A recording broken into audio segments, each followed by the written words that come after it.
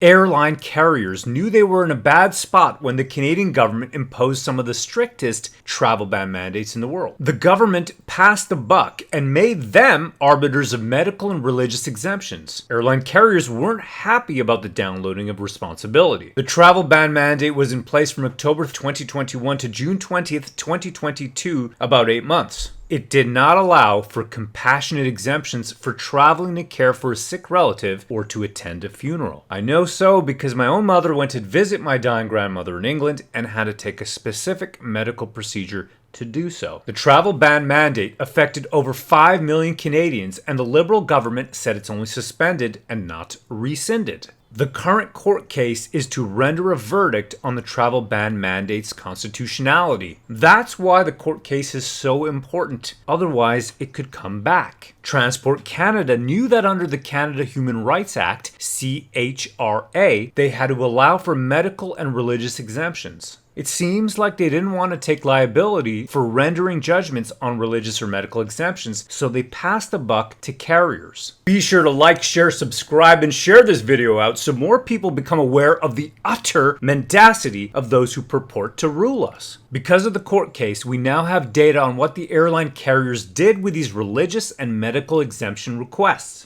In April, the US dropped mask mandates for flights, airports, and transportation, and the EU did the same in May. Canada still has not dropped mask mandates. Because of the Patriots fighting the travel ban mandate in court, we've got the emails between Transport Minister Omar Algebra and Air Canada's Vice President and Chief Legal Officer, Mark Barbeau. On November 26th, Air Canada's Mark Barbeau wrote, "The design of the proposed interim order, insofar as it relates to the implementation of a religious belief exemption, is constitutionally flawed." He called it, quote, "an illegal delegation of powers that would, quote, severely undermine the mandate and, quote, lead to inevitable litigation."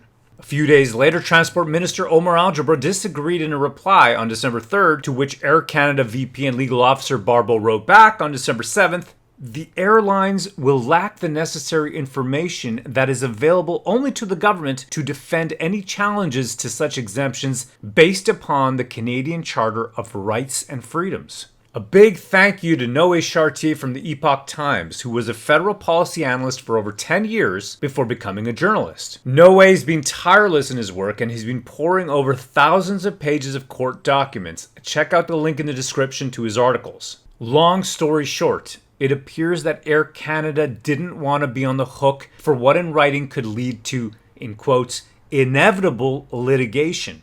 Air Canada did not take a public stance against any of the mandates, whereas the WestJet CEO Alexis von Hoschenbroich has been vocal about Canada's reticence to drop mandates. Transport Canada data from April shows that Air Canada did not grant a single religious exemption. WestJet, on the other hand, reported that they did not deny anyone boarding who asked for one. At the time of data release, 872 religious exemptions had been granted by WestJet, again 0 by Air Canada. The greatest number of transport denials, whether by plane or train, were by Flair Airlines, Via Rail, and Air Canada. As we dig deeper and deeper, it becomes apparent that government apparatchiks as well as corporate lawyers were uneasy about the legality of these travel ban mandates. The Trudeau government wanted the most strict travel ban mandates in the world, and they got it. Now, we find out whether or not they were legal. A big hail to our patriots fighting in court. Carl Harrison, Sean Rickard, Nabil Ben Kassoum, Maxime Bernier, Brian Peckford et al. H for honor, A for accountability, I for integrity, and L for loyalty. Hail, brethren, and hail freedom!